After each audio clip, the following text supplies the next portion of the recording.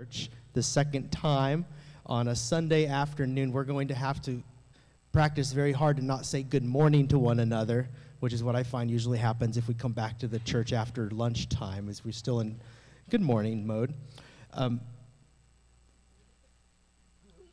There are treats in the back, as I've said.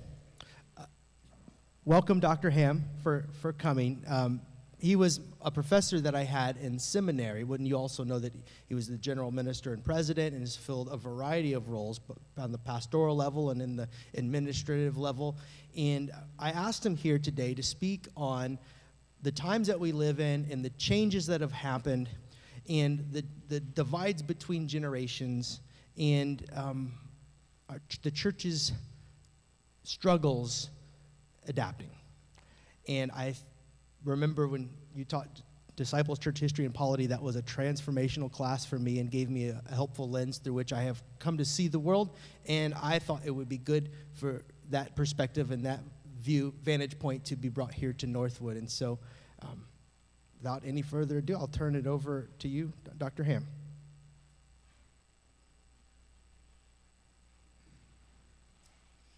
Thank you, Heath. It's a great pleasure to be here at Northwood. I've been here many times for different reasons, but very glad to be here with you today. And speaking of today, it reminds me of the two guys that were on the golf course, and it was pouring down rain while they were on the green putting out, and one of them said to the other one, "I told my wife you'd have to be crazy to go to church on a day like this." So this is one of those days where you got to be crazy to come back to church on an afternoon with sunshine and so forth. So I very much appreciate your being here and taking part in this seminar. So we'll see where it goes and what's most interesting to you. This is a topic that I continue to be very much interested in and that I think has just a huge implications for the life of this church that we love, the whole Christian church, Disciples of Christ, and in fact the whole body of Christ in all of its expressions. It's good to see Lester here always, great partner in general ministry through the years, and I always delight in being here with him and other friends who are in the room today. And Heath and I have become friends over the course of the last couple of years, and I very much appreciate him and his spirit and what he seeks to bring to the church. So thanks, Heath, for the opportunity to come and be here today. Let's look at the first slide here. The progressive church, and these days we tend to use the word progressive rather than liberal, in part because the word liberal has sort of been taken over by the politicians. But the disciples would be a part, I think, of what most any person would call the progressive family of the church. And we're in trouble. We have right now about half as many people in this church as we had in 2003 when I left office as general minister and president. Hard for me to believe it's been 20 years since I was GMP, but it has been. It's easier for me to believe that in the morning when I first get up and everything's creaky and groany, but it's been 20 years. We're not half the size we were in 2003, I think, because of anything I did right or wrong. There's something much larger going on in the culture as a whole. And in spite of the fact that we met our goal of starting 1,000 new congregations of disciples between the year 2000 and 2020, we're still half the size we were in 2003, which makes me very grateful we had that goal, because I think what would be our size if we didn't have those 1,000 new congregations? Many of our congregations have fallen below the threshold of full-time ministry. I can remember the day, and all of you can certainly remember the day when we had lots of congregations, including Northwood, that had 2, 3, even 4 ministers on staff. And there were several hundred people attending worship. And we're now to a place where you can just about count on 2 hands how many congregations are that large now. So many of our large congregations have shrunk down to the place where they are 1 minister staffs, and some have gone beyond that to where they in fact don't have a full-time minister, or they're served by a bivocational minister, someone who does something else as well as ministry, which is good ministry. There's nothing wrong with that, but it's just pointing to the fact that we've been losing members very rapidly. Many of, well, I said that about multiple staff. The average age of our congregants has risen from somewhere around 50 well into the 60s. So most disciples congregations, if you visit today and you look around, you see a lot of people who look like me. I'm 75, or maybe look like you. I don't know how old you are, and I won't ask. But the point is, our average age is getting much older. Next slide. If misery loves company, then I suppose it's good news that we are not alone. This is true of every one of the mainline denominations in the United States. It's also true of nearly every mainline voluntary organization in the United States. So if you look at Rotary or the Kiwanis or the Eagles or the Masons or any of those service clubs, fellowship clubs, you see the same kind of phenomenon going on there as is going on in the church. And yet, even though this is true of every mainline denomination, it's not true of every mainline congregation. So Mindy and I have been attending at Central Christian Church downtown for the last 20 years, and that church actually has doubled in size over the course of the last 20 years. So it's not true of every congregation. I think there's more going on there than just dumb luck, although there's probably some dumb luck involved also. And we might talk about that a little bit more later, why some congregations seem to be thriving in the face of this overall denominational, shall we say, bad news. Northwood is a case in point. So using yearbook figures, I found that in 1992, there were 573 participating members at Northwood, and average worship attendance was about 173. And that's about the typical proportion of people worshiping to participating membership in those days. About 1/3 is typical. By 2002, 10 years later, participating members had dropped to 206, and average worship attendance was down to 131. Now, my guess is part of that was whoever was minister in 2002 may have been a little tougher on the participating members than maybe some other ministers were. And it's kind of a participating membership is kind of a subjective number.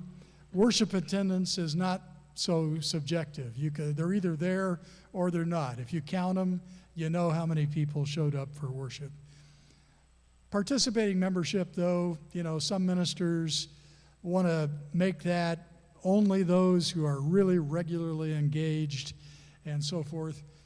Other ministers, I saw somebody at Kroger the other night who's a member here, so we'll count them as participating members. So that's a little subjective. But worship attendance is not very subjective. That you count. So 20 years after that, worship attendance stands approximately at 46. Now, I don't know if that's a good number right now or not. Probably in the ballpark. With COVID, things got pretty weird there for a while in terms of trying to count numbers. But you can see the trend at Northwood. So this would be a pretty typical trend for most congregations of disciples. And that would be true whether we're talking about rural churches. My family on my mother's side came from Hillsboro Christian Church. If you know anything about Hillsboro, it's about 50 miles west of here, just beyond Crawfordsville. Yes, all right. That's right. We found we were both born in Crawfordsville. Hillsboro Christian Church closed about 3 years ago after a long, steady decline that looks a lot like the decline we're seeing here. Now, I'm not saying that you're about to close. I'm just saying that that kind of decline is something we see in rural areas like Hillsboro, as well as in county seat towns, which used to be a big part of our strength as disciples, as well as urban churches like Northwood. So it's pretty ubiquitous across the life of the church, with some exceptions. Why is this? Well, in the case of Northwood, as is true of most of those other congregations, wherever they're located, it's partly due in changes in terms of where members live. So my guess is back in 1992, when worship attendance was up close to 200, a lot of the members of Northwood still lived in the general vicinity of the church. But probably already the trend had begun of people moving away from Northwood out into the suburbs. So my guess is that you have a lot of people who come quite a distance to come to church these days. Is that right? Okay. And that makes it challenging, right? On race weekend, just forget it if you're coming from the west. But it also makes it challenging in the sense that people have to come further.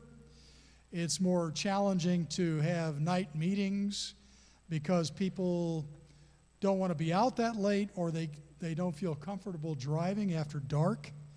Lots of reasons why having the membership scattered out across the county or even beyond the county is a special challenge for the churches. So that's one of the reasons American society has just been so mobile. People have felt free to move. Another reason inside these individual congregations is that there's been very little change in the way those congregations structure themselves for their life together. Very little change in their methods, and very little change in their self-understanding. Let that sink in for a minute. So most of these congregations are still operating on what we call the attractional model instead of a missional model. Here's the difference between those two. The attractional model is the model that says if we just keep our property attractive and we have people at the door to welcome people, not just to hand out a program, but to really make people feel welcome and so forth. And if we have a nursery that's really in good shape, and we have adequate parking, and we keep the grass cut and so forth, then people will be attracted to our church and will come. Versus the missional model, which acknowledges that the attractional model has not been working for about 50 years. And so the church has to be engaged, get out of its building and be engaged in the community in some strategic ways in order for their neighbors to even know the church exists. Okay? I used to be pastor at First Christian Church in Fort Wayne, Indiana, and it just irritated the life out of me when people would ask me where my church was, and I'd try to explain, well, it's at Calhoun and Pettit. Well, where's that? And finally, the thing that would identify it for them, oh yeah, there's a McDonald's just a half a block down the street. Everybody knew where the McDonald's was.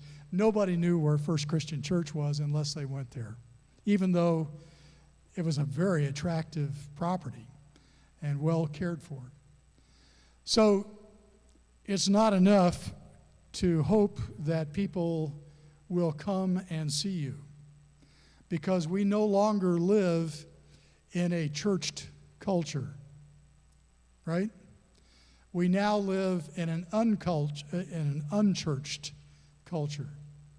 And so they really have no more thought of coming here to this church than I have about going to the Scottish Shrine downtown. I'm not a Mason. I don't want to be a Mason. I think Masons are probably great. My dad was a Mason. I think that's great, but I really have no interest in that whatsoever. And so it doesn't matter how attractive that building is, and it's very attractive. I've been there for purposes other than masonry. I'm just not interested in that. Okay? So, likewise with your church, no matter how attractive it is, younger people, and by that I mean about anybody under 65, is not going to be attracted to your church just because it's physically attractive, okay? Okay, we're going to say more about this later, as you might presume. And these congregations that are shrinking are still operating out of post-World War II assumptions. And we're going to say a lot more about that. So those are some reasons inside our congregations why they're shrinking. But there's some outside reasons that are much larger that we have to take seriously if we want to be sustainable as individual congregations, and especially if we want to be faithful as individual congregations. So outside things, there has just been, you may have noticed, a huge change in culture. And we're going to talk about what that change is today. There has been seismic shifts in worldview. People see things very differently today than they did in the post-World War II era. There's also been huge change in the perspectives of individual generations. Now, we're going to talk a lot about generations, and when I talk about generations, I'm talking on average around 20 years, but it's not just a biological definition. It's a sociological definition.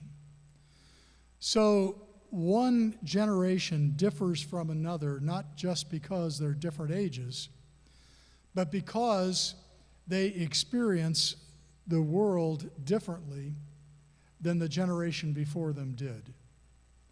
We'll say more about this, but just to give you a heads up.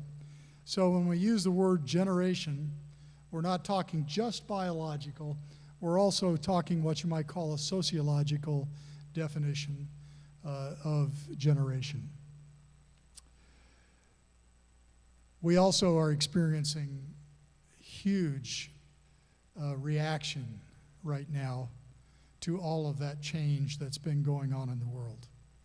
It's resulted in what the press often calls culture wars, and we are in the middle of culture wars for sure right now, as we have forces that are progressive versus forces that are reactionary. Okay, so what's at stake here? I think there's a lot at stake. For one thing, I think the future of Christianity is at stake. Now, I'm a progressive Christian. I'm a disciple of Christ, so I think we make a big difference in the Christian world. Friends, if fundamentalism, to put it the way Harry Emerson Fosdick did back in the 30s, shall the fundamentalists win? If the fundamentalists win the day in terms of managing to cause Christianity to define itself in narrower and narrower terms, frankly, we could see Christianity winking out. It wouldn't be the first world religion that has died. And most often it dies, a religion dies because that religion refuses to adapt itself to what's going on in the world of now. Whether we're talking about Zoroastrians or we're talking about some other religion, I think Christianity itself is at stake. So let me put it to you this way. If you tell me as a 15-year-old or as a 40-year-old who is reasonably well educated that I have to believe in a 7-day creation story in order to be a Christian, friends, science is going to win that debate every time. Science is going to win. Young people are not going to give themselves to a faith that demands that you choose between religion and science. And as a disciple, I would say you don't have to choose between religion and science. They're actually very compatible if you're looking at religion not in the narrowest of terms, but in the broadest of terms. So I think the future of Christianity is at stake. We see this same, it may be easier for us to see this in Islam.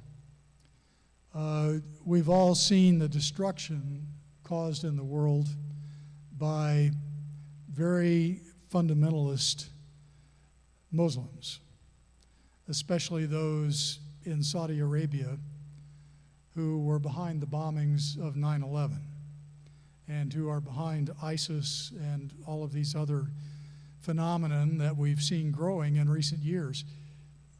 Islam is in trouble because so many Muslims have taken seriously those fundamentalist groups that they find themselves having to get out of Islam altogether rather than embrace those very narrow definitions.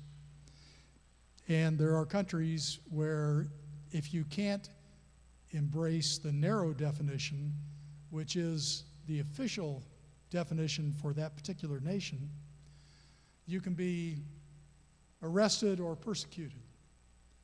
We're seeing the start of the same kind of stuff, in my judgment, in the United States, as we see the trend toward book banning and all the other stuff that we see going on in my home state of Florida and lots of other places around the country.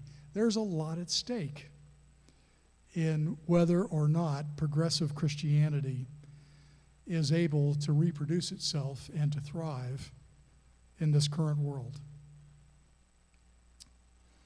Today, a lot of people dismiss institutions, especially people under 65, have a tendency to dismiss institutions, including religious institutions, calling them useless or irrelevant, counterproductive. as we'll see, baby boomers tend to do this because they were lied to about the Vietnam War and because they recognize that all men are created equal was not truly functioning in the face of what was going on in Birmingham, Montgomery, and Selma when baby boomers were growing up. It was a disorienting experience and finally an alienating experience for baby boomers.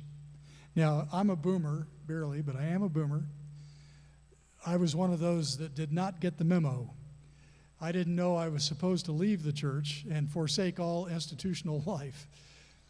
But a whole lot of people my age made that decision and have never gone back to church the rest of their lives. Even though they may consider themselves in some sense Christian or spiritual, they are not a part of the institutional church. So boomers do it because they felt betrayed by the government, the biggest institution of all, and then felt betrayed by all the other institutions in their lives. Gen Xers do it because they tried to fix the problems that they and the boomers saw in our institutions, including our religious institutions, and found they couldn't be fixed easily or quickly. So many of them walked away from institutions and are still very sour on institutions of all kinds, including churches. Generation Y, or millennials, do it because of their most cherished values not being reflected in most institutions, including the church, especially their value of diversity.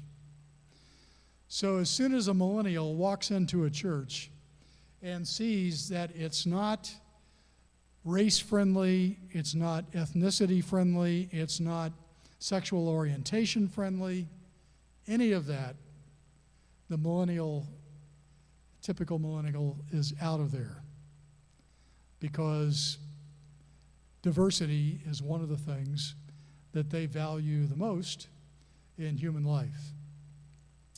And finally, Gen Zers do it because they find religious doctrine irrelevant to actual life.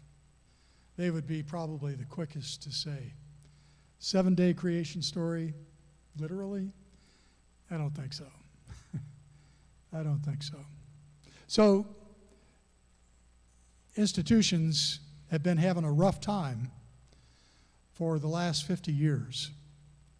And we see this cynicism about institutions in the attitudes people have toward government right now, right? There's lots of people who feel that government doesn't work, can't work, won't work. And so many people deconstruct institutions, if you will, call them useless and counterproductive. Okay, let's go to the next slide here.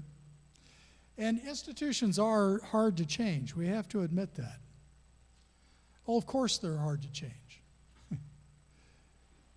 They were created to preserve things.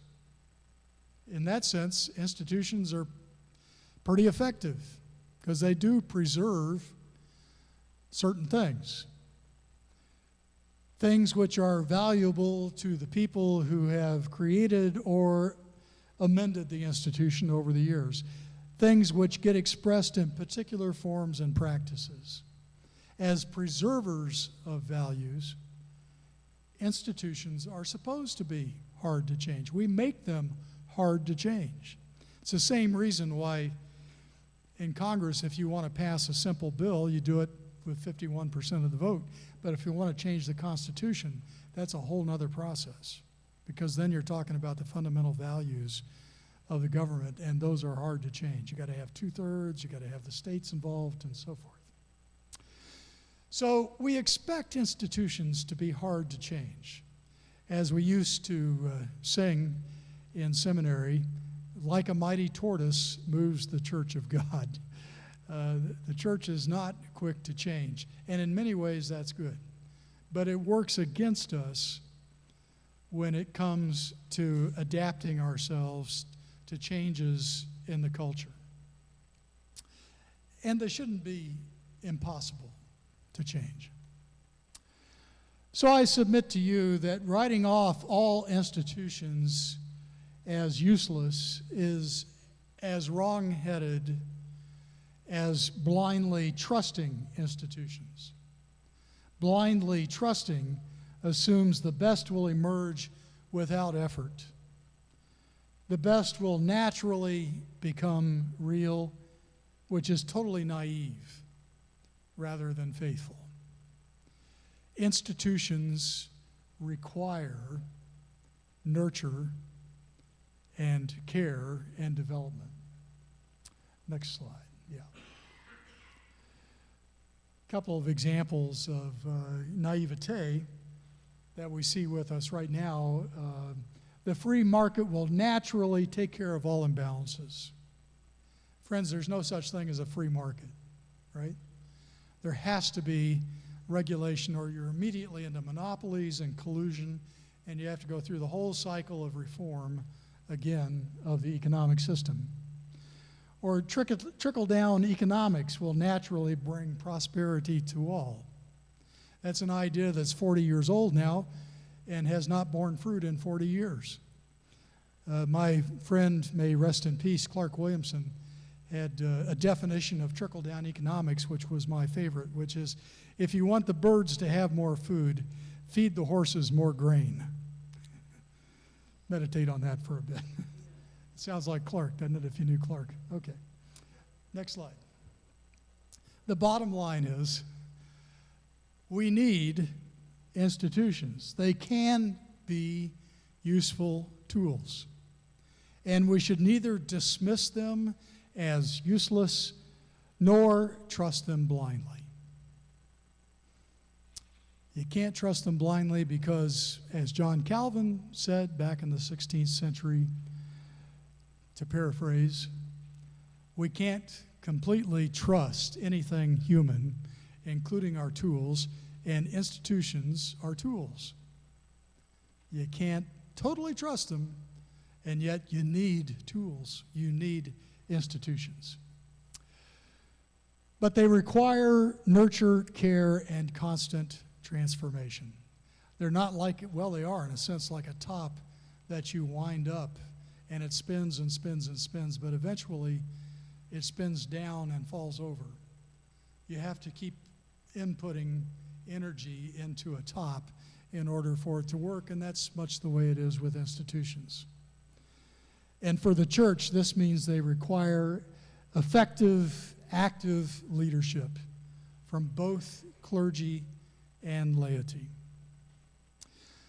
But so many of our congregations are like tops that were set in motion in the post-World War II era and have really had no input since then. And so they've been slowing down and they begin to wobble and finally they fall over. I did church consulting after I stepped down as general minister and president because I was only 55, so I still had to make a living. And I enjoyed being a regional minister before that, so I thought, well, I can stay out of my successor's way if I do church consulting, especially if I do it ecumenically, not just among disciples. So that's what I did. So my favorite church consultant joke, ready? Favorite church consultant joke. I have good news and bad news. The good news is, if it's ever 1957 again, we're ready. The bad news is, it's never going to be 1957 again. Okay? All right. That's a year, by the way, that I was a charter member of a church in St. Petersburg, Florida, which has been wobbling for a couple of decades now. So for all of us as leaders of the church, and you're here today because you're a leader of the church, maybe you think of yourself as a past leader of the church, but I'm thinking you're still all leaders within this congregation, certainly. And so all of us in leadership have to take Matthew 5:3, I think, as our cue. Blessed are the poor in spirit, for theirs is the kingdom of heaven. That always puzzled me for a long time because I thought, well, wouldn't God want us to be rich in spirit? Why would being poor in spirit be a good thing? But if you look at the Greek, what it really means is, blessed are those who recognize their spiritual poverty. Or most simply, blessed are those who recognize their need. As leaders, clergy and lay, we all have to work continuously at understanding what our needs are and what the needs of our institutions are. Okay.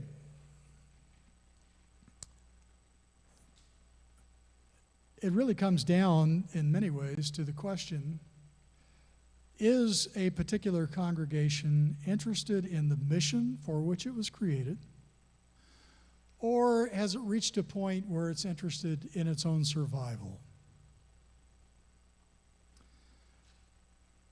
Jesus said, whoever seeks to save his life will lose it, but whoever loses his life for my sake will find it. This turns out to be as true for institutions, including congregations and denominations, I might add, as it is for individuals. If survival becomes your goal, that will only hasten your demise as an institution. It is as we give ourselves away in mission, not necessarily foolishly, but as we give ourselves away in mission, that we find new life.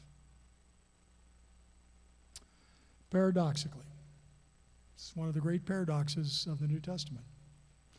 You got to die to live, continually die to continually live.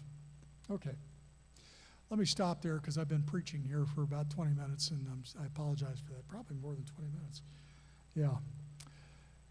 Comments, questions, beg to differs, anything anybody wants to throw in here?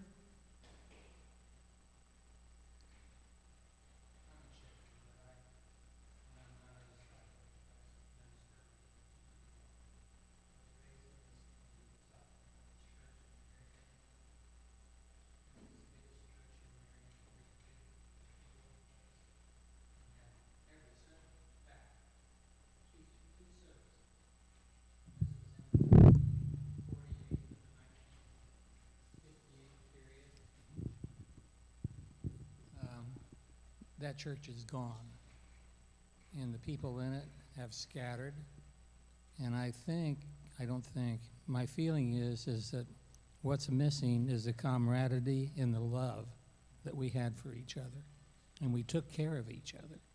And that was no doubt the mission, that we took care of each other in any way we could, shape, or form. So something had to take the place.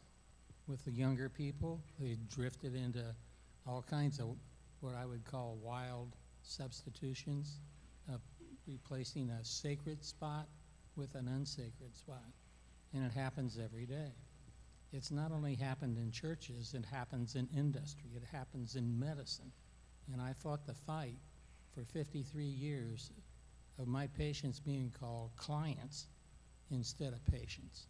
And it drove me crazy. And so I tried to teach my residents the first thing they needed to know is how to love their patients and take care of them. No money. We're not in this for money. We're in this for service. And every day I walked in the office and I found a patient there that needed me that day for what I could provide. And it wasn't necessarily medicine. I just needed to listen and take care of them and love them. And in return, they loved me back. And I had satisfaction in my job, and I go in at 6 in the morning and leave at 9 o'clock at night because I couldn't get away, because something had to be done for training my residents, or taking care of my patients, or trying to get the medical school to value family medicine and not look down their nose at us. and that was a job. So, you know, that has to happen across the board in every age, every place in our society.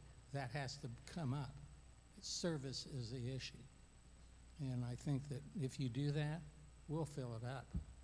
You know, they'll come back in droves because what they're picking as a substitute kills them or destroys their lives, and not only their lives, but their health. They pick unhealthy things to do for substitutes.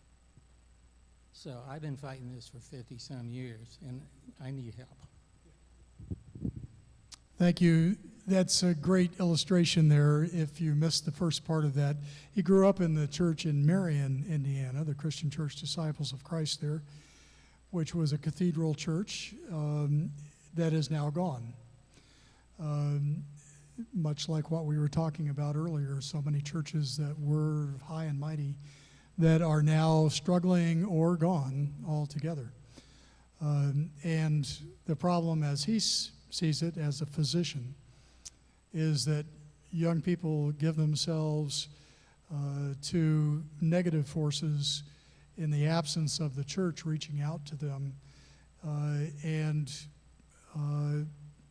the church, now these are my words, so you might say it differently, but the church became irrelevant to them in many ways because the church was not reaching out to them and meeting them where they were and bringing them into the life of the community. So it's true in medicine. His other example was his medical practice. It's as true in medicine as it is in religion. It's true in just about any walk of life that you can imagine. Yeah. Okay, other comments? Yes, sir.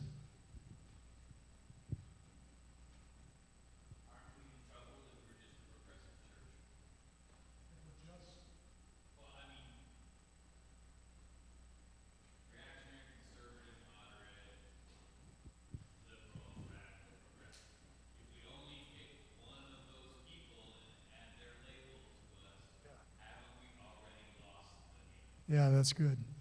Are we up the creek if we just identify as a progressive church? Yeah.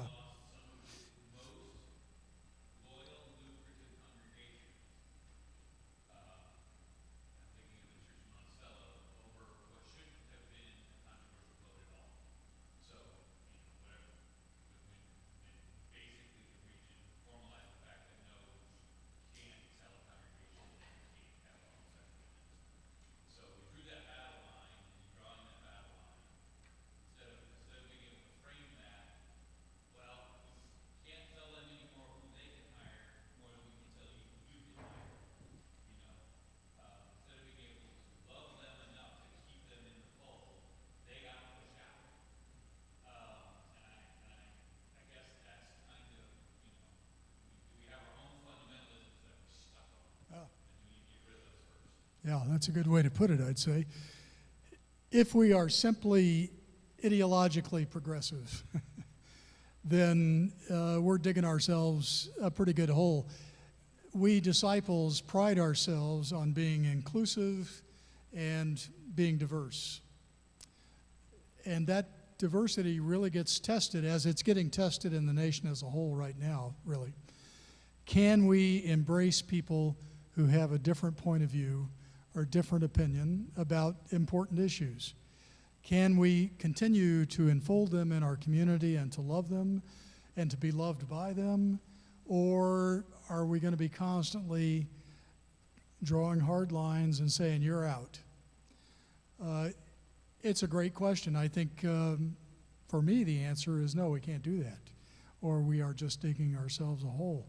Now that doesn't mean that we can't ever take a stance on anything, either on one side or the other. It's simply to say that we have to maintain community and care for each other in the midst of our differences. What are the limits to diversity? That's a question I get a lot as a disciple leader. What are the limits of diversity? The limits of diversity basically are how much diversity can you tolerate? And does the church embrace, really, not just include, but embrace people who are different? Or when we make those kind of decisions, do we push them out? If we push them out, then that's shame on us. Now, if they feel they have to leave because they can't, in good conscience, live with a decision that the rest of us have made, then that's a decision they have to make because that's their conscience. But if they leave because we stop caring about them, or we push them out, or we ostracize them because they had a different point of view, then that's a whole different definition of church. At that point, we've become more ideological, I would say, than progressive even. So it's a good question. Yeah. You know, I thought religion is primarily lack of, not judgment, but love. And if we judge anything as being inferior, we stepped right behind the 8 ball and we're out. And if they pick that up, if our young people pick that up, they're going to be out. So we've got to change our attitudes, if that's it, or start doing a lot more acceptance and forgiveness across the board, and get involved in different social things in the community. We do a lot of things to help people, don't get me wrong. I go to Allisonville before I came over here with this beautiful lady. But I'm still a disciple, and I live my life. My mission with God was I would serve. And I was told, do it. And I did it in every way I can. And that's not dead. We just need to find it and bring it out and push it, and live it. One way to talk about this, is to talk about the difference between doctrine and community. When we become so focused on doctrine, community suffers. If we become entirely focused on community apart from doctrine altogether, then there's nothing really to define the community much. So there has to be a healthy balance between those forces. Yeah. That's okay. I'm not used to using mics anyway. I just wanted to say that it's been my experience in the last 5 years or so. I run into young people, like I have home health aides that come to help me. And so, like if they're in their 20s or something like that, like someone in particular I'm thinking of, knew nothing about, didn't grow up in Sunday school, didn't hear all the Bible stories. She's in her 20s, and we had discussions about church and stuff like that. It's really hard to speak about Christianity to someone that knows absolutely nothing. And I think there are a lot of people, younger people, that did not grow up in a family that took them to church, and they know absolutely nothing about it. And Christianity is really kind of complex in some ways, I've found, as I've gotten older. I mean, you can make it, the Bible stories for children, and then, I don't know, I kind of went away from the church myself when I was in college and came back at age 30. I was baptized at 11, and then there was a gap because I did not know how to walk as a Christian, and there were so many people around me that weren't, and I don't know, it was difficult. So anyway, I mean, how do you relate to people that know absolutely nothing about Christianity and don't see the value, and it seems very strange to them? Well, you've named one of the things that we want to talk about in these two sessions. That is, how can we, in this case as Northwood, relate to other generations, some of whom have absolutely no Christian education in their background whatsoever. Yeah, if you want to blame a generation for our problems, blame my generation, the boomers, because we were the ones that didn't stay and demand that the church change to meet our needs. We just left. So after we left, our kids weren't there, and their kids haven't been there. And so in many families, there's at least 2 generations that has never had any meaningful Christian education. Don't have the language, don't have the concepts.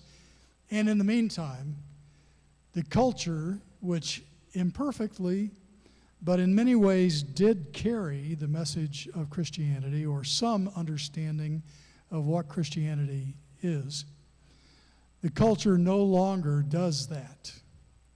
The culture no longer teaches our children any religion. So the church has to do that, right? I mean, there's nobody else to do it. No school district would ever try to do it, because as soon as they did, somebody would haul them into court. It can only be, and besides that, I'm not sure I want any government institution teaching my children the faith. That's my job, and that's the church's job. Okay, let's go on, and we'll come back to some of this, though. These are all spot-on comments that we need to address. If you think about the mainline denominations, go ahead to the next. A really important piece of self-understanding has to do with this phrase: where are you and what time is it? What I mean by that is, if your Christian faith was shaped in the 1950s or the 1940s, and you're still, religiously speaking, living in the 1940s or 50s, then you're really not here,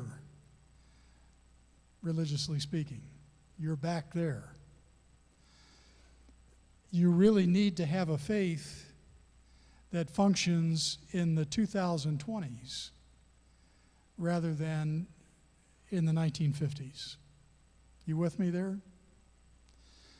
But a lot of people never grow in their faith understanding after they're about 12 or 15. If they're lucky, they come back like you came back when you were 30. They come back and maybe get something more, usually because they encounter a church that is teaching a contemporary faith. And they learn that, and they update, and then they feel at home in the 2020s. But if you're still stuck in the 1950s, that's going to be a real problem for you personally, as well as make it difficult for you to relate to your grandchildren and your great-grandchildren. Let's go to the next slide. The bottom line is, it's essential to understand when and where we come from, and when and where those we wish to work with and minister to come from. It's one thing to say, as Northwood Christian Church, we should really reach out to people in our neighborhoods. There's a bunch of 20-somethings and 30-somethings and 40-somethings out there that really need Christian faith, and we need to reach out to them. But if what we are reaching out to them with is a 1950s faith, it ain't happening. They're not going to have any interest in what you're talking about. So we're going to take some time to understand when and where we each come from, okay, by looking at the different generations. Any of you see the movie or read the book, The Perfect Storm? Love that book. I showed my brother that movie, and he got really upset with me because he thought I was representing it as a true story in every regard. And as you know, if you saw the movie, at the end, the boat goes down, and there's a lot of speculation about what happens, but nobody really knows what happened because nobody survived. So there was nobody to tell the story. But it's a story about a fishing boat up in Massachusetts that got caught in a storm that was actually 3 storms that came together all at once.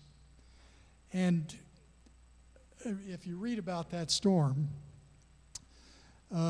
which interestingly enough was named Grace, that storm Grace, there were waves so high that the buoys that they have out there to measure the height of the waves broke somewhere above 100-foot waves. So these were just incredibly large waves generated by these 3 storms that came together. A hurricane from the south, a low from the west, I believe, and a high from the east. These came together and created this incredible storm. Well, there's a sea change in culture which has brought about the social disestablishment of the mainline churches especially. So when I talk about the 1950s, some of you maybe would remember that when the National Council of Churches built a new headquarters building in the Riverside area of New York, President Dwight D. Eisenhower went and participated in the dedication of the National Council of Churches headquarters building. What do you think the chances are of something like that happening now? For one thing, the National Council went from a staff over 500 people at that time to a staff now of about 17. So there has been a disestablishment of mainline Christianity in the country. So the country no longer salutes Christian faith. And if it does, sometimes it can be in a pretty perverse way, but that's another story. Okay, let's go to the next.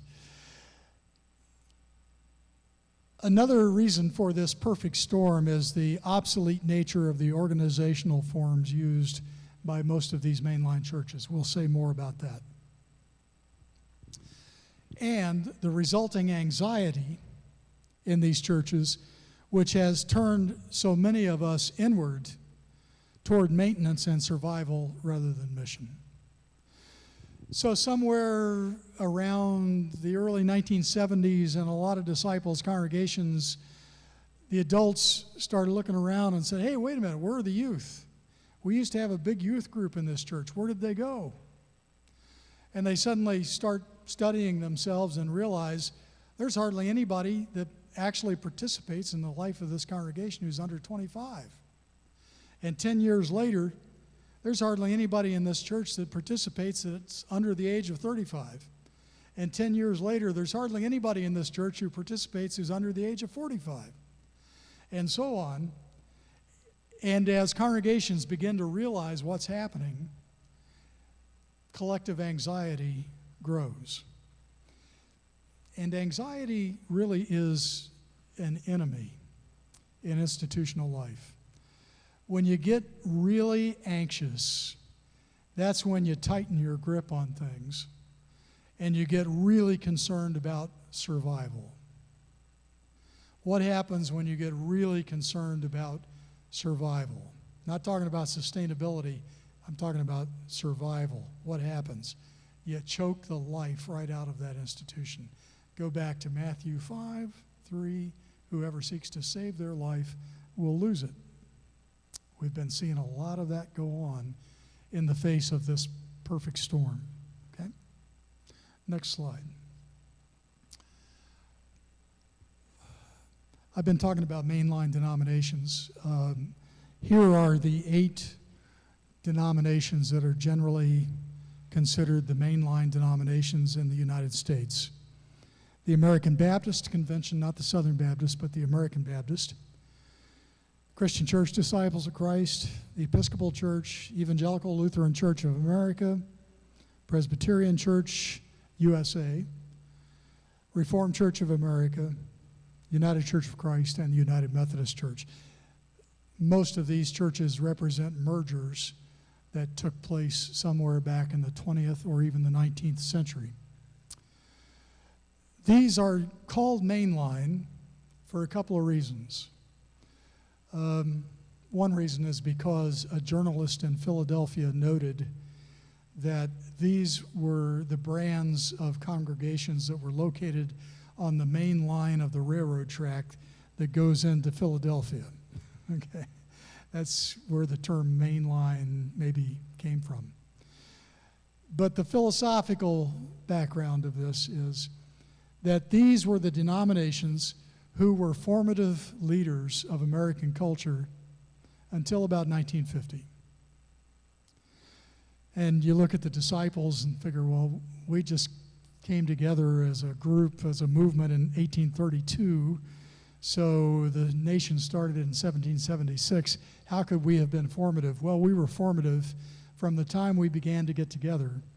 We began to be formative on the American Republic. We've had 3 presidents of the United States who came out of the Christian Church Disciples of Christ. Proportionately, that's about as many as, that's really more than any of these other churches when you look at our size compared to the number of presidents we've produced. Whether you like those particular presidents or not is another question. 3 of them came out of the Disciples of Christ. And we were formative in the ecumenical movement. Any council of churches that you can name in the United States or in the world, disciples were there at the beginning of those councils of churches because we've always believed in the unity of all Christians. And that was not always the case in the United States. When the United States began, the myth is, the tale we sometimes tell ourselves is that people came here to be religiously tolerant because there wasn't tolerance in Europe. It's not quite right. People came here so that they could express whatever religion they wanted to live, but they weren't necessarily committed to being tolerant of anybody else. So Massachusetts, for example, still had an official state church until the 1830s, long after the formation of the Constitution. So religious tolerance is something that developed over the years in the United States. Initially, we were all in competition with each other. Gradually, we became more cooperative with each other. The disciples of Christ can take a lot of credit for that. So that's just one way in which we've helped shape the United States. U.S. church membership of all denominations, mainline or otherwise, looks about like this. Now, it's hard to get really hard numbers, right, because they're based on preachers' estimates. And preachers' estimates aren't always necessarily very accurate, all right? But at the beginning of the United States in 1776 or thereabouts, about 10% of Americans claimed to be members of any religious denomination. That flies in the face of the notion that we were created as a Christian nation, right? We could say a lot more about that, but just say for the moment, about 10% of Americans at the beginning considered themselves members of any denomination. But that number steadily grew, and I think it probably steadily grew in part because the United States had a sort of a free market of ideas. So these churches were free to express themselves in any way they wanted to and to make their case to the public. Come be a part of us because this is what we believe. Because of that free marketplace of ideas, a lot of people did begin joining the church, and over the course of the first 100 years, a lot of people did, so that by 1860, about the time of the Civil War, about 35% of the American population actually belonged to one or another denomination. We see a dip here because of the Civil War. War is really hard on churches, partly because people get alienated by the realities of war, and partly because this war was fought on American soil, which meant A lot of churches got burned down, torn down, appropriated for other purposes, and so forth. But by the 1880s, we began to see the church growing again in the United States. So that around the time of World War I, we were at a place when about half of Americans belonged to one denomination or another. That's really a huge proportion when you look at most other Western nations in the world. But something happened. What happened right in that time frame right there? Historically, what was going on? World War I, that's right. World War I was an incredibly disillusioning war. It was going to be the war to end all wars, to make the world safe for democracy and so forth. We thought we were going to go to Europe, and in 6 months we'd have this thing mopped up and settle all this hash among these European powers. And we got over there and got bogged down like everybody else in trench warfare and lost hundreds and hundreds of thousands of people. And it was very disillusioning. And a lot of the church leadership of the day supported World War I, said, yeah, we ought to do that. And so when World War I became such a quagmire and didn't really have a very satisfactory ending, as we saw just 20 years later, World War II started up, basically finishing World War I because those issues hadn't really been settled in World War I. It was very, very disillusioning. And so people pulled away from public participation in all kinds of institutions, not just the church, but they pulled in from all kinds of institutions, pulled out. But then World War II started, and World War II was a different kind of war than World War I. There seemed to be a very clear purpose for American engagement. Namely, our own survival as a nation was on the line. So it was regarded as a good war, unlike World War I, which had been regarded as just kind of a quagmire with no good, solid outcome. And the churches supported World War II for the most part, with some dissonance. But when the war was over and the soldiers came home and people came home from the factories and the war effort in general, they did two things. One was they started having children in record numbers, and that was the builder generation, and they began building institutions for those children and for themselves. And so church growth just went wild. And we have huge numbers of congregations in the Disciples of Christ and in almost any church in the country that you can name that was alive at that time. Those denominations all have a lot of churches that were started in the late 1940s and in the 1950s and in the early 1960s. And it's all a reflection of this boom in numbers, but also boom in love for institutions that occurred after World War II as a result of World War II. This went on until here, and the magic number is 1968, as we will see. 1968, it all came unraveled. Now, it didn't all happen in 1 year. There were a number of iconic things that happened in 1968 that many of us, most of us probably can remember. But it's kind of like when my family moved from Crawfordsville to St. Petersburg in 1957. As a 9-year-old, I thought, you know, the instant you hit the Florida line, it's palm trees. But as we kept driving past the Florida line and going, more and more, northern Florida looked just like southern Georgia. And it wasn't for quite a while yet that we began to see naturally occurring palm trees.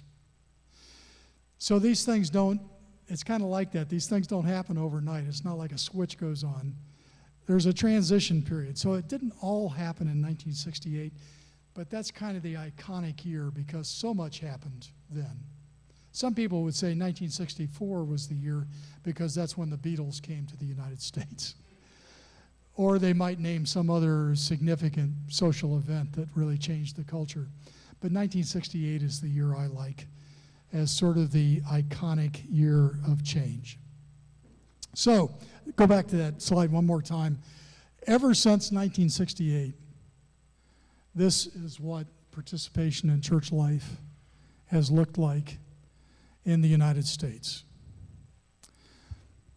Now, some denominations were growing in here. Most of them were very conservative denominations. But if you read church history, you see that very often the things that happened to the more progressive churches happened to the more conservative churches. They just happened 20 or 25 years later. So now we're seeing marked decline in the Southern Baptist Church, for example, and in a number of other conservative denominations that had been growing. We're seeing many of them now beginning to decline. So it's not because there's something fundamentally wrong about being who we are. It has to do with the change, the sea change in the culture as a whole, and it affects everybody. We need to take a break. Let's take a break and we'll come back and we'll begin to look specifically at some of these changes that occur in culture. Let's take just a few minutes, okay? An honest few minutes, and yeah. There's more snacks and things to munch on in the back, something to eat. And you can prepare food, you can bring it here on the way.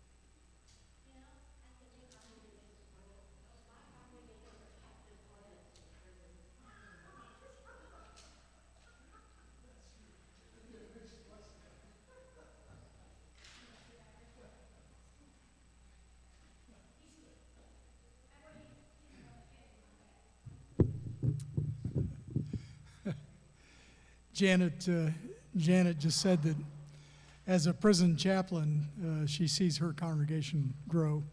Yeah, kind of a mixed blessing there. Thank you for coming back. Let's take this another step. Oh, my audiovisual person is not here, so I'm gonna advance this.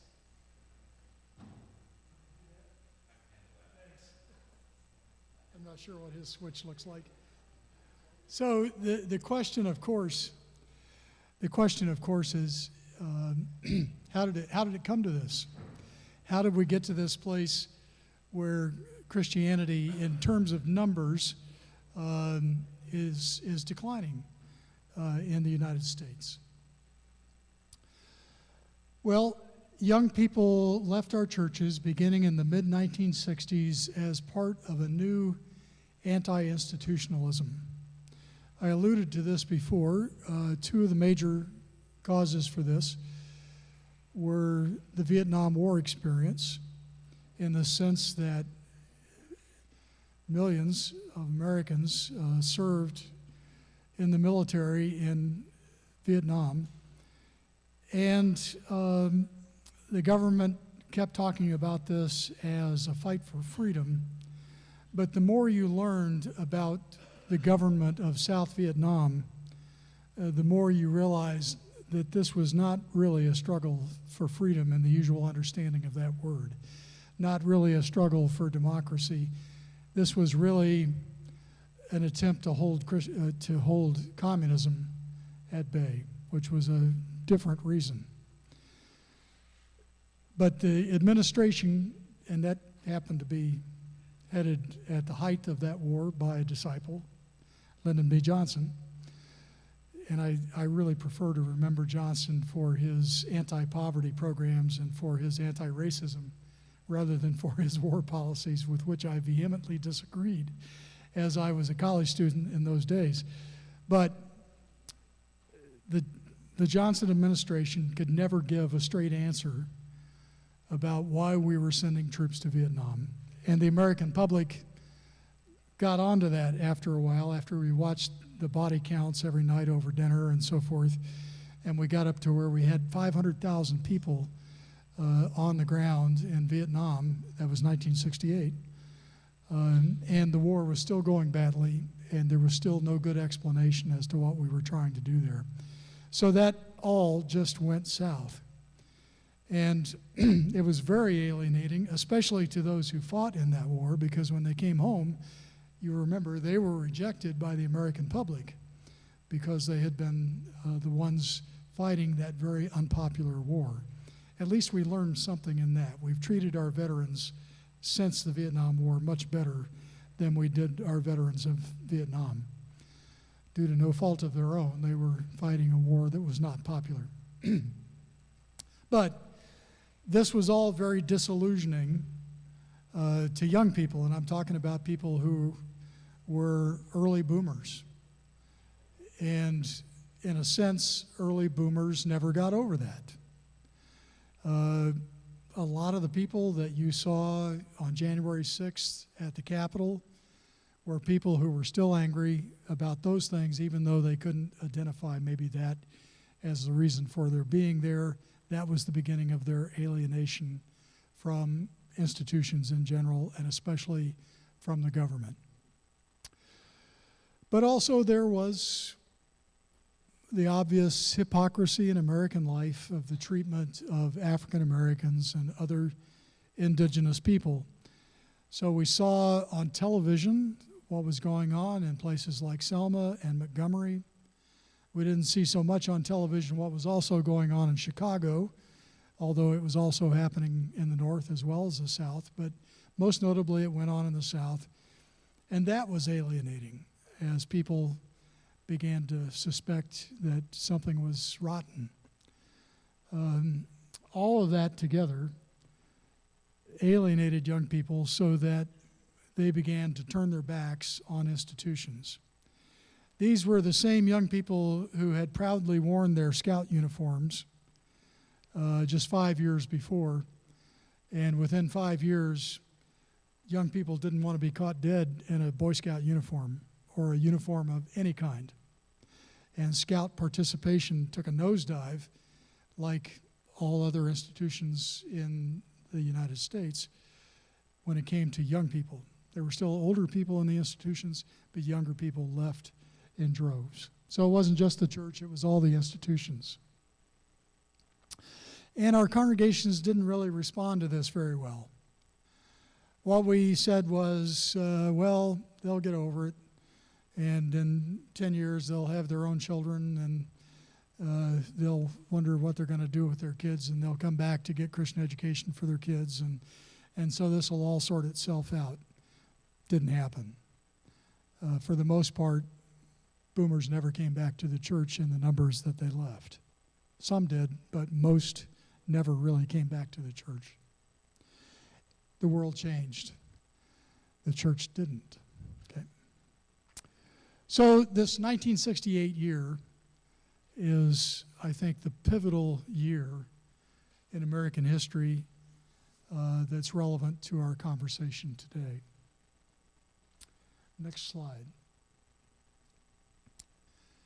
And this is what we'll finish with today, and next week we'll look at particular generations and what shaped each one of those. But I want to hand these out.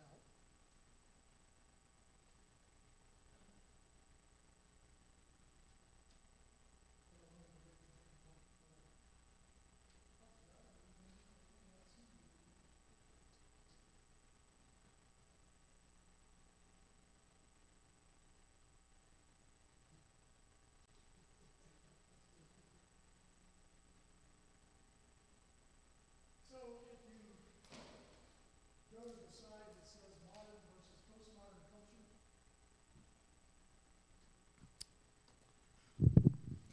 I should admit up front here that some people don't like the term postmodern. Some academics don't like the term postmodern, but I like it. And the reason I like it is because you know what I was talking about before, how you transition between Indiana and Florida, and it takes time for that transition to occur. Well, one era, like the modern era, doesn't all of a sudden switch overnight to the next era. There's a period of transition in there when the world is sort of finding out what's next.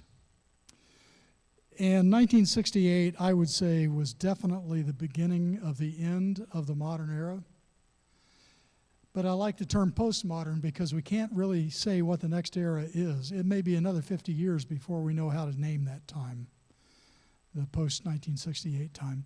So in the meantime, we just know it's after the modern era. That's all we can say for sure. It's no longer the modern era. So for that reason, I kind of like that phrase, postmodern. So here's some differences that began to be impacting the culture. In the modern era, physical laws were understood to be immutable and absolute. So for example, a second is a second is a second, no matter where you are. A minute is a minute is a minute. An hour is an hour is an hour. But because of Einstein, who did his work in the 19-teens, but whose work wasn't really beginning to be understood by the popular mind until the 1950s and 60s, after the atomic bomb and so forth, and it got their people's attention. Relativity points out that actually physical laws are not as immutable as they seemed. So, for example, if you are next to something that has a lot of gravity, time is going to go slower than it is if you're far removed from gravity. Okay, so gravity actually makes time go slower. and the absence of gravity allows time to move faster. Yeah, this may not make much difference when you're going to Kroger's, but it makes a big difference when you're putting up satellites at 22,000 miles above the Earth's surface for purposes of GPS and for communications, beaming stuff from Europe to North America to Australia, whatever.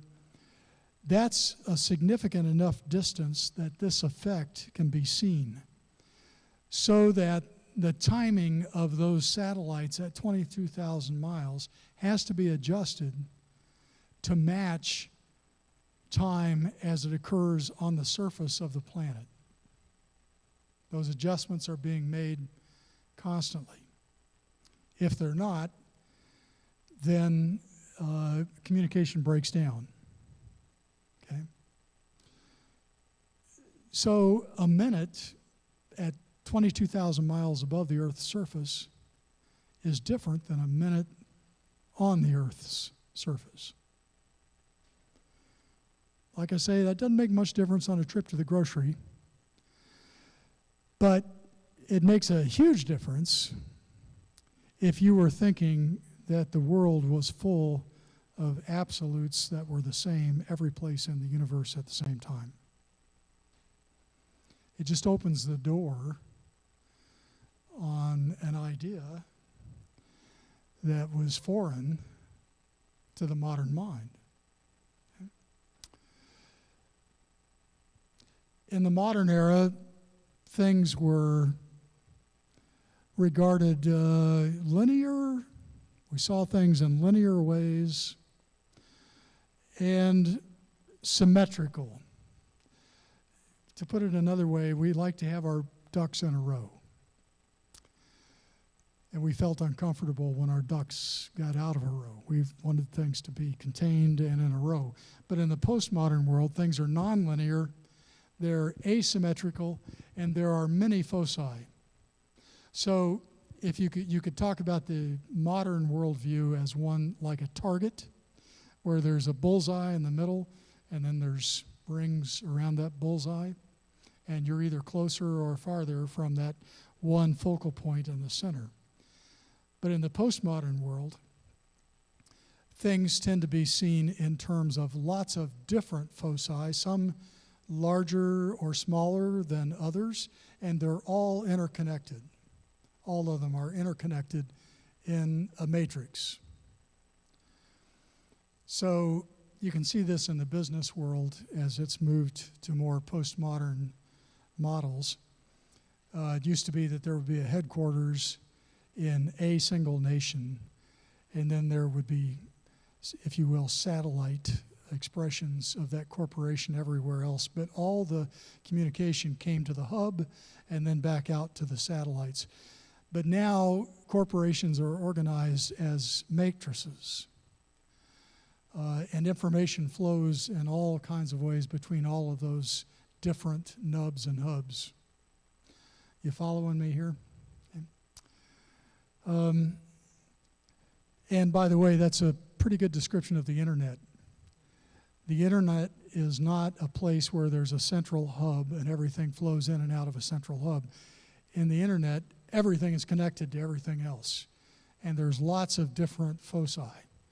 So if I'm looking up information about something, my query from my laptop doesn't go to Chicago to a relevant place someplace else where that information is. My query goes all across the net, and pieces and parts of that responses can come from any place and every place in the internet back to my laptop. In the modern world, the basis of human organization was the nation state.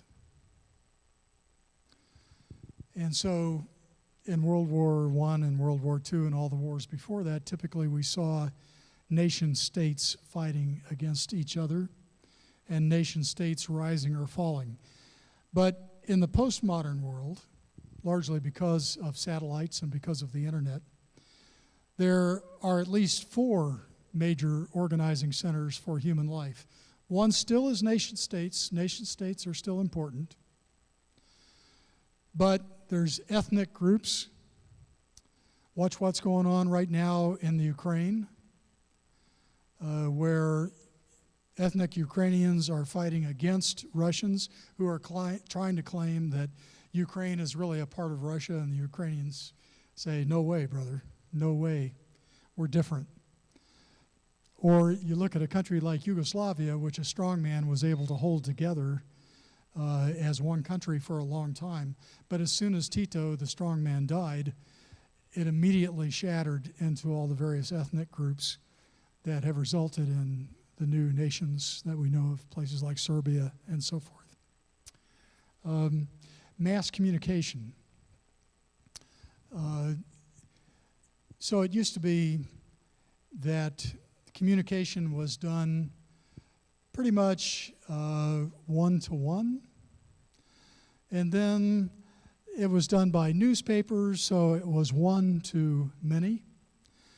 Now we have mass communication because of satellites that just dump huge amounts of information, some of it true, some of it not so true, on everybody at once.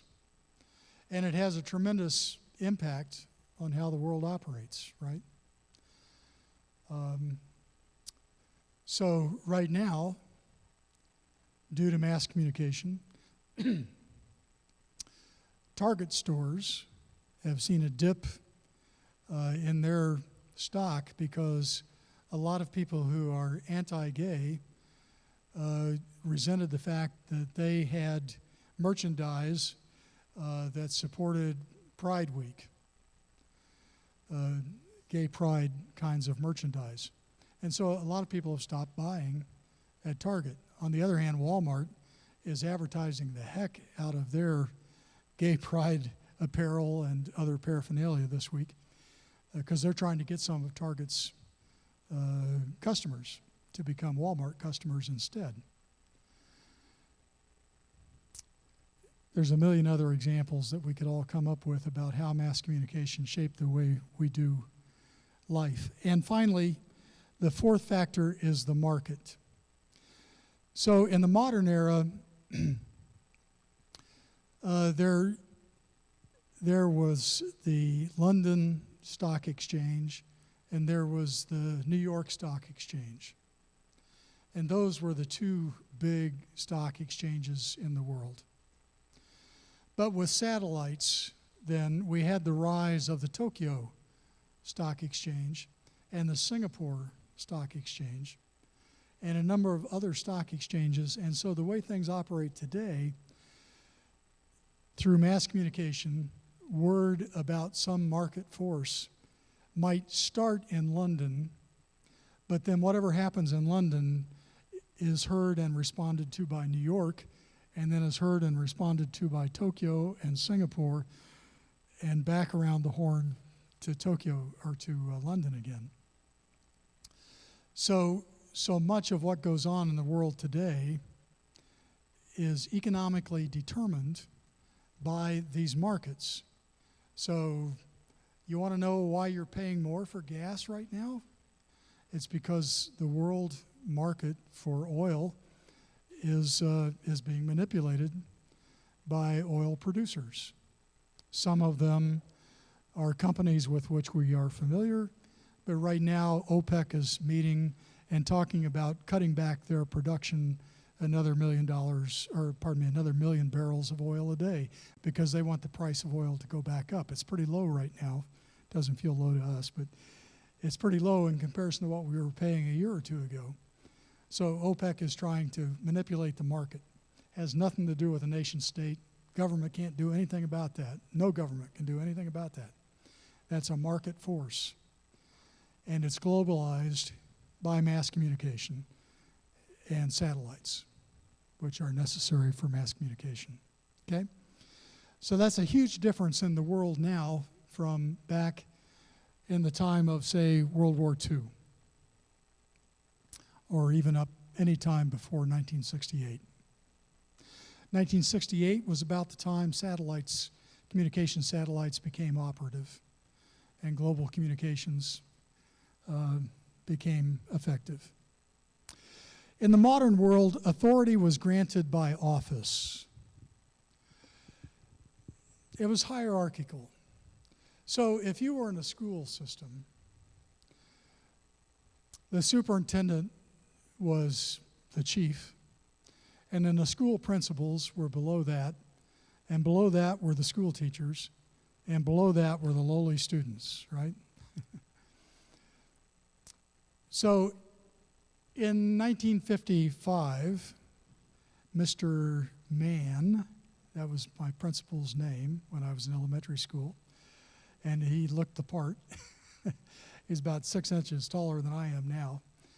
And Mr. Mann caught me going sledding one more time down the hill after the recess bell rang. So I was the last kid to come back in after recess. And as I came to the door, Mr. Mann picked me up off the ground by my shirt and said, "Don't do that again." Yes, sir. And I never did that again. Go into a public school setting these days and see what happens when a teacher tells a kid to do something, and if the kid says, "Why should I do that?" they respond, "Because I said so, I'm the teacher." See how that flies, you know? Because I'm the teacher. Because I'm the parent. Because I'm the preacher. Use your favorite example. Because I'm the doctor. Authority these days does not come from a title or a position so much as it comes by relationship. If a postmodern person thinks that you care about them, they may actually do what you ask them to do. But they won't do it simply on the basis of demand, appealing to the authority of your role. Right, wrong, or indifferent, that is the way it is in the postmodern world. Okay? With me? In the modern world, people related to each other through institutions. So, people related to each other in churches, they related to each other in lodges, they related to each other in bowling leagues, they related to each other in a million different ways, sororities and fraternities. People related to each other through institutions. But in the postmodern era, people, you might say, are sort of skipping that step and relating directly to one another. And one of the problems with that is, of course, that we're not naturally in each other's proximity if we're significantly different from one another. So I can attend Northwood Christian Church, I can attend Central Christian Church, I can attend any church really, and I don't really have to be relating to any young person, even if they're there. I don't have to relate to them. In daily society, there are stores aimed at each generation, so I don't even have to buy my shoes in the same store that a young person might buy their shoes. Because there's a young person's shoe store, and then there's the geezer's shoe store that I go to, you know, where young people don't go. Restaurants I eat in,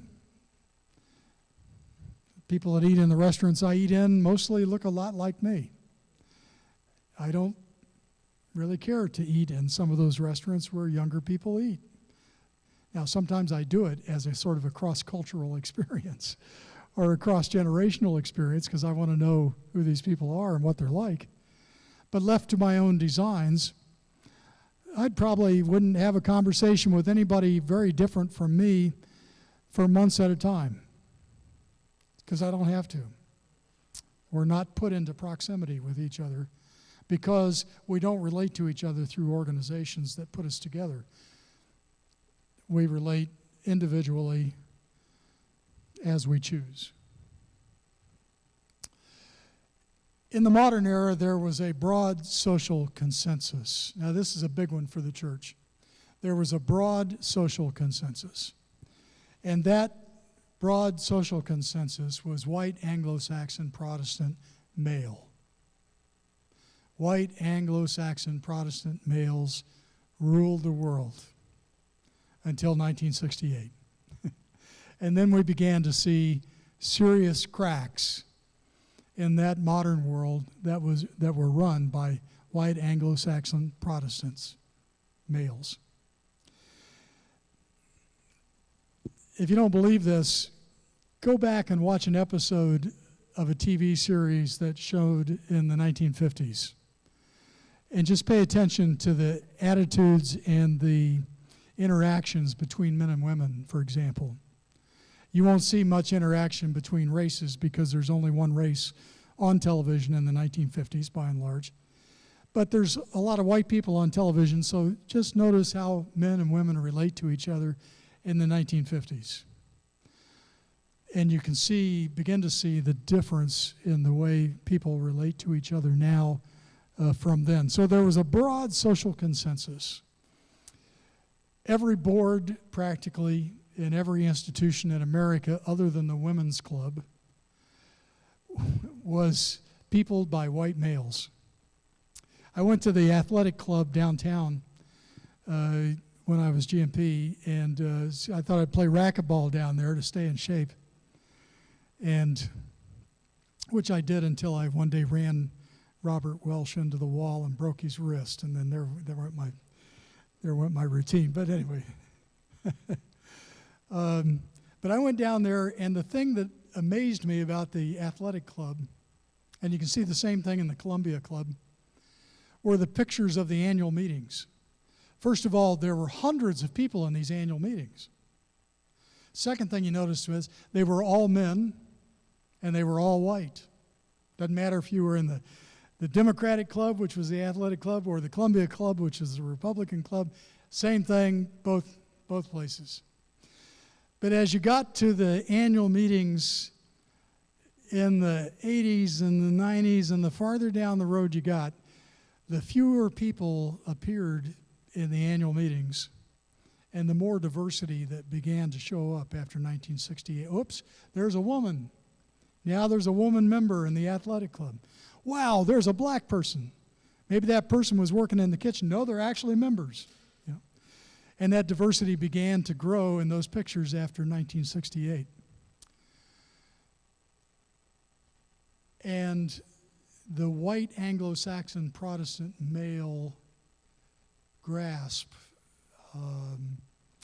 on our culture began to loosen just a little bit. Now, we still have legislatures that are mostly white males making lots of rules about reproduction and other sexuality issues. That's another subject for another day.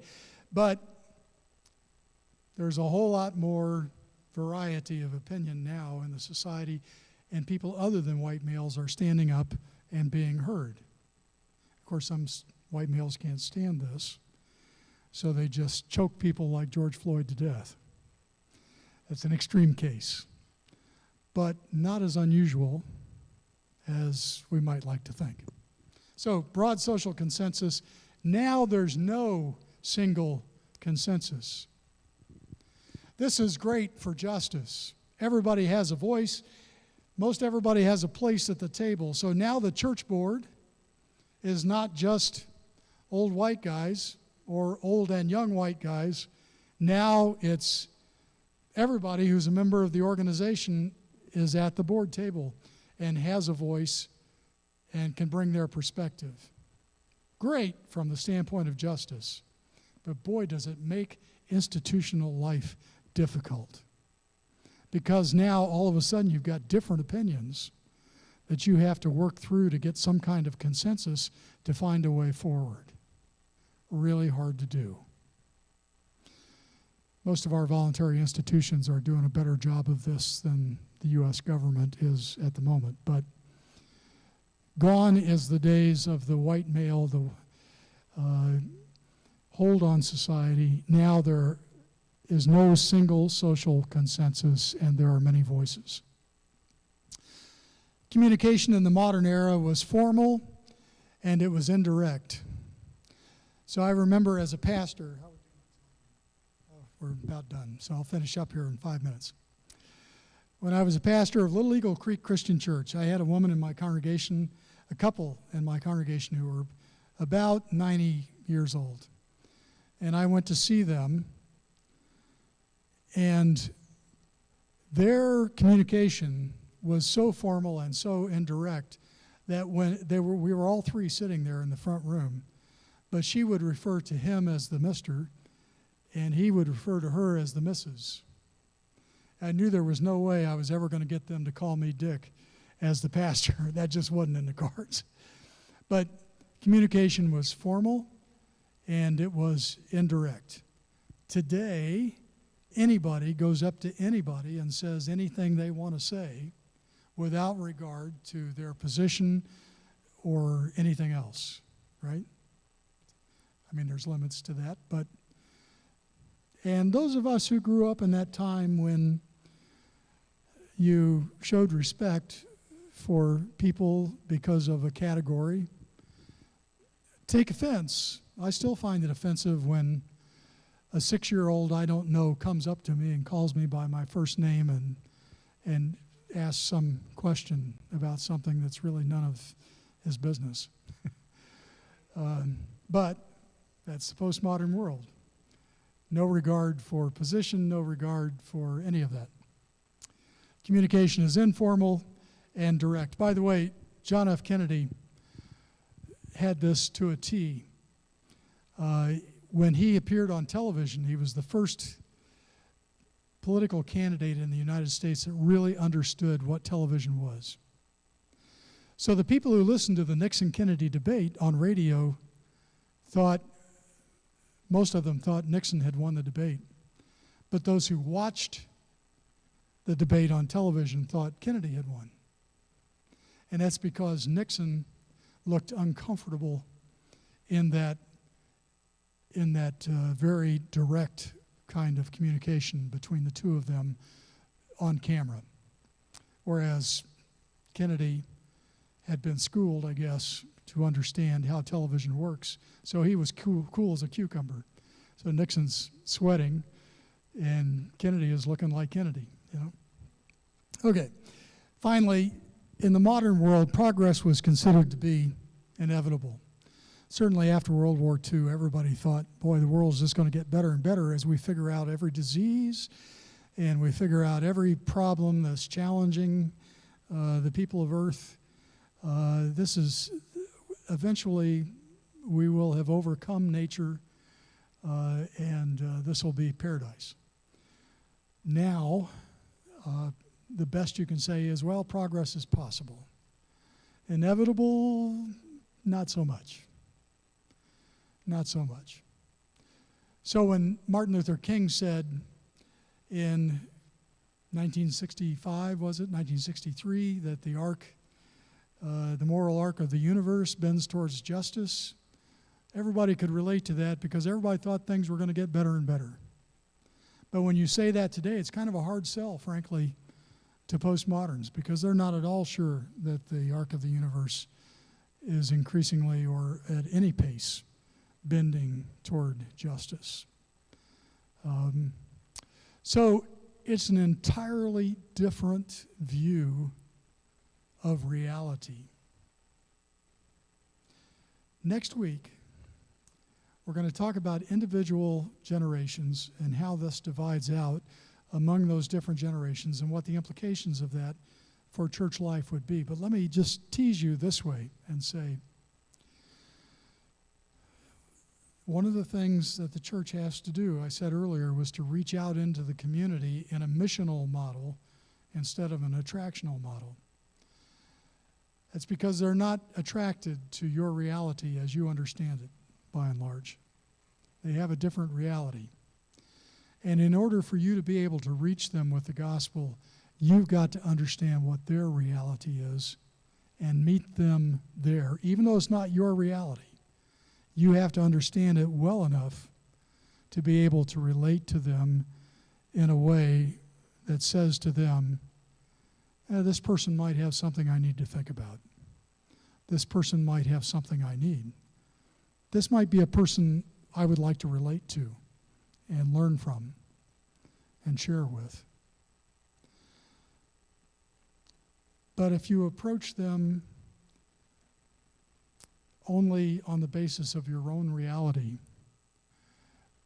you'll be invisible at best and highly annoying at worst. Okay? So that's what we're going to talk about next week. It's how this plays out generationally. I think you'll find it to be helpful. Thank you for paying attention today. Yes, Doris?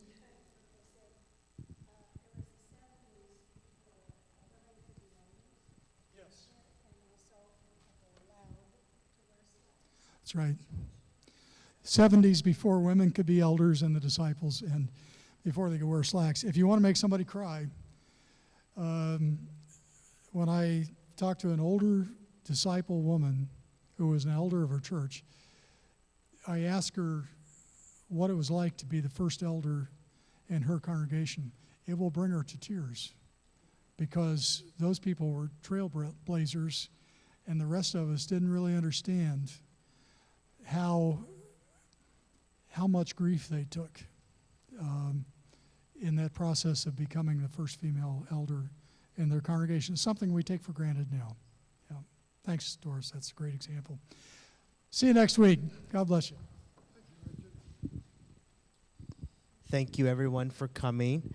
Again, see you next week. And I just had one thing to add. As he's describing all the stuff written in blue, you just have to realize that I'm your millennial here in the room. Like, all of that feels as natural as the air I breathe. The new perspective. It doesn't feel disorienting. What feels disorienting is the modern trying to grab me and pull me back. That's what feels unpleasant.